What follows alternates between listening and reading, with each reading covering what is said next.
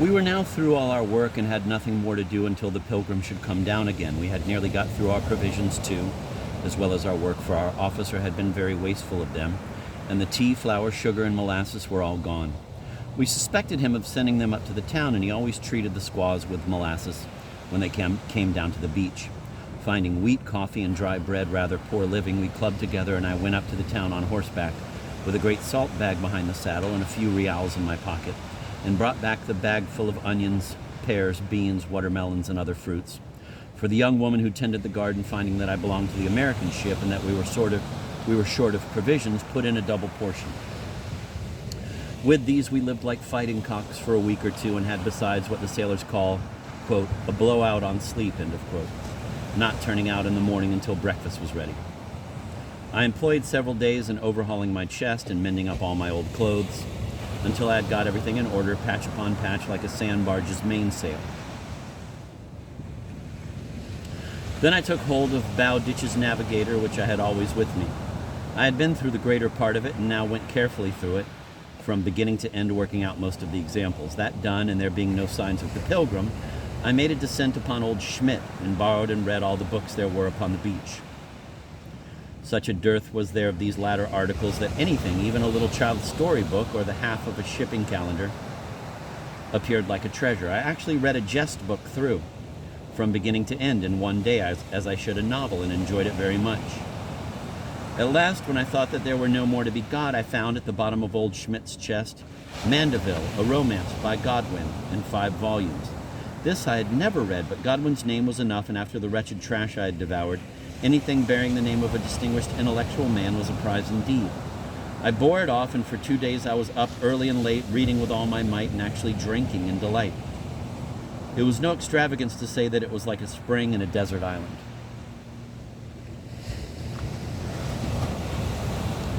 From the sublime to the ridiculous, so with me, from Mandeville to hide curing was but a step, for Wednesday, July 18th, brought us the brig Pilgrim from the windward. As she came in, we found that she was a good deal altered in her appearance. Her short topgallant masts were up, her bowlines all unrove except for the courses, the quarter boom irons off her lower yards, her jack cross trees sent down, several blocks got rid of, running rigging rove in new places, and numberless other changes of the same character. Then, too, there was a new voice giving orders and a new face on the quarterdeck. A short, dark-complexioned man in a green jacket and a high leather cap. These changes, of course, set the whole beach on the qui-vive, and we were all waiting for the boat to come ashore that we might have things explained. At length, after the sails were furled and the anchor carried out, the boat pulled ashore, and the news soon flew that the expected ship had arrived at Santa Barbara and that Captain T had taken command of her, and her captain, Facon, had taken the Pilgrim and was the green-jacketed man on the quarterdeck.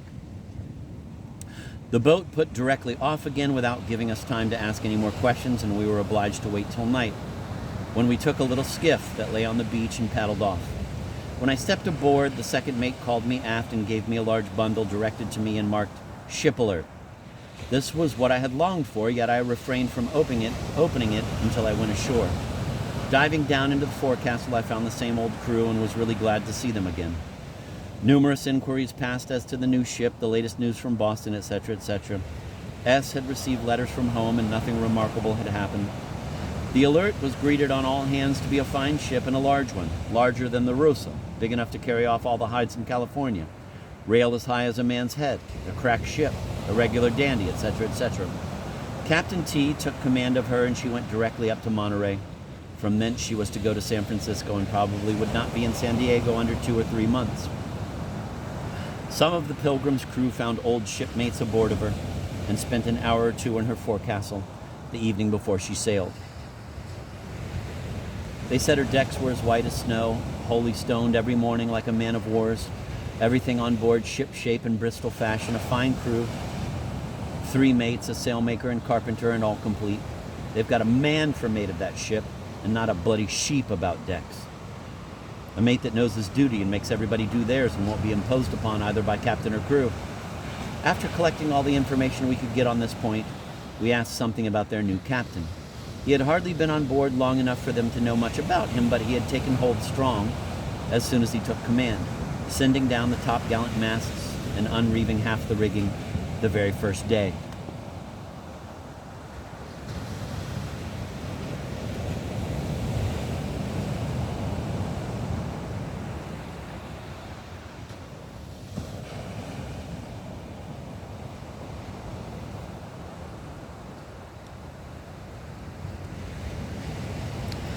Having got all the news we could, we pulled ashore, and as soon as we reached the house, I, as might be supposed, proceeded directly to opening my bundle and found a reasonable supply of duck, flannel shirts, shoes, etc., and, what was still more valuable, a packet of 11 letters. These I sat up nearly all the night to read and put them carefully away to be read and reread again and again at my leisure. Then came a half a dozen newspapers, the last of which gave notice of Thanksgiving and of the clearance of Ship Alert Edward H. Falcone, Master, for Calo in California, by Bryant, Sturgis and Company. No one has ever been on distant voyages and after a long absence received a newspaper from home who cannot understand the delight that they give one. I read every part of them, the houses to let, things lost or stolen, auction sales and all. Nothing carries you so entirely to a place and makes you feel so perfectly at home as a newspaper. The very name of Boston Daily Advertiser sounded hospitably upon the ear.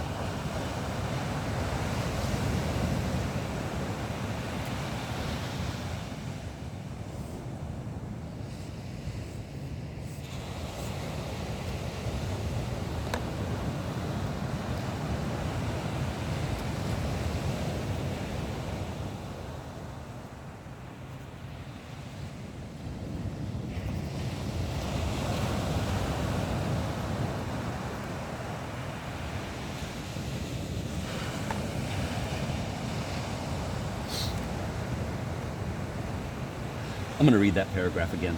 Having got all the news we could, we pulled ashore, and as soon as we reached the house, I, as might be supposed, proceeded directly to opening my bundle and found a reasonable supply of duck, flannel shirts, shoes, etc., and what was still more valuable, a packet of 11 letters. These I sat up nearly all the night to read and put them carefully away to be read and reread again and again at my leisure. Then came a half a dozen newspapers, the last of which gave notice of Thanksgiving and of the clearance of, quote, Ship Alert, Edward H. Falcone, Master, for Callao in California, by Bryant, Sturgis and Company, end of quote. No one has ever been on distant voyages and after a long absence received a newspaper from home who cannot understand the delight that they give one. I read every part of them, the houses to let, things lost or stolen, auction sales, and all. Nothing carries you so entirely to a place and makes you feel so perfectly at home as a newspaper. The very name of, quote, Boston Daily Advertiser, end of quote, sounded hospitably upon the ear, end of quote.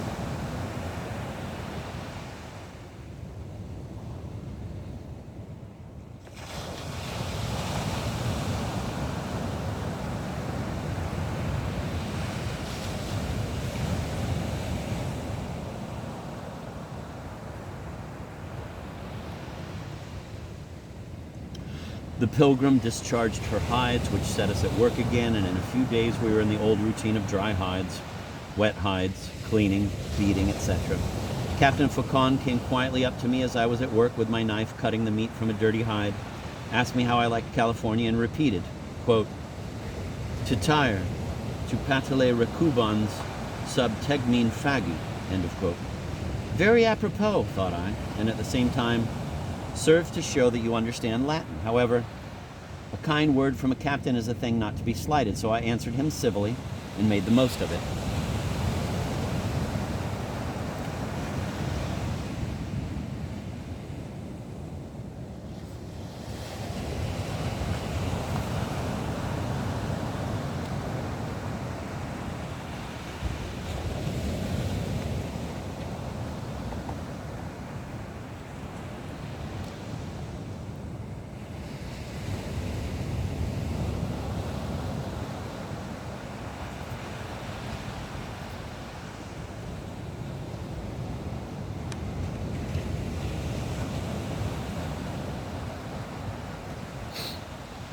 Saturday, July 11th, the Pilgrim set sail for the windward and left us to go on.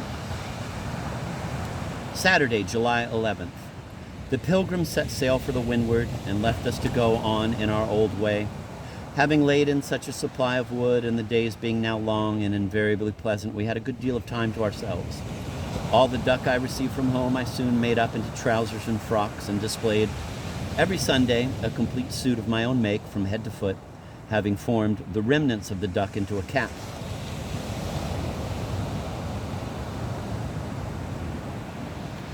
Reading, mending, sleeping, with occasional excursions into the bush with the dogs in search of coyote, hare, and rabbits, or to encounter a rattlesnake, and now and then a visit to the Presidio filled up our spare time after hide curing was over for the day.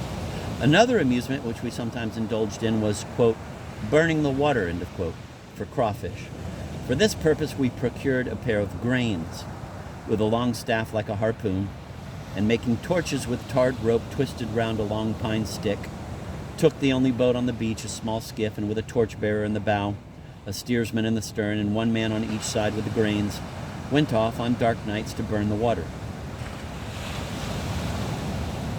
This is fine sport, keeping within a few rods of the shore, where the water is not more than 3 or 4 feet deep, with a clear sandy bottom.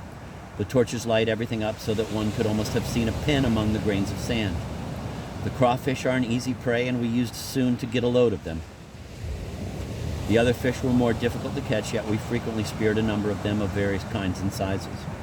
The Pilgrim brought us down a supply of fish hooks, which we had never had before on the beach, and for several days we went down to the point and caught a quantity of cod and mackerel.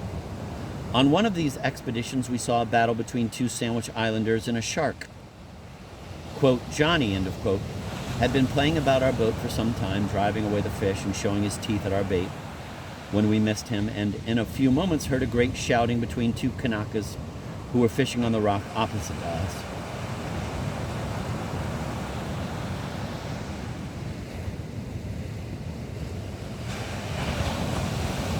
I hana hana mak I ka ia nui, I pai mai akani, etc., etc., and saw them pulling away on a stout line and, quote, Johnny Shark, end of quote, floundering at the other end. The line soon broke, but the Kanakas would not let him off so easily and sprang directly into the water after him. Now came the tug of war. Before we could get into deep water, one of them seized him by the tail and ran up with him upon the beach. But Johnny twisted round, turning his head under his body and showing his teeth in the vicinity of the Kanaka's hand, made him let go and spring out of the way. The shark now turned tail and made the best of his way by flapping and floundering toward deep water. But here again, before he was fairly off, the other Kanaka seized him by the tail and made a spring towards the beach, his companion at the same time paying away upon him with stones and a large stick. As soon, however, as the shark could turn, he was obliged to let go his hold. But the instant he made toward deep water, they were both behind him, watching their chance to seize him. In this way, the battle went on for some time, the shark in a rage, splashing and twisting about, and the Kanakas, in high excitement, yelling at the top of their voices. But the shark at last got off, carrying away a hook and line, and not a few severe bruises.